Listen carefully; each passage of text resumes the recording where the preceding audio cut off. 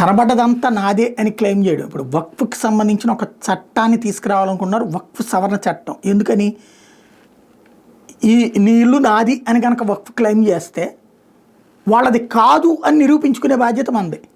ఎక్కడికి వెళ్ళాలి? ఆ సామాజిక వర్గమే సభ్యులుగా ఉన్న ట్రిబ్యునల్కి వెళ్ళాలి.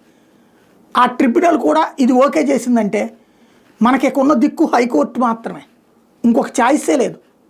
ఇలాంటి ఒక విచిత్రమైన చట్టం అది. దాన్ని మారుస్తున్నటువంటి పరిస్థితి.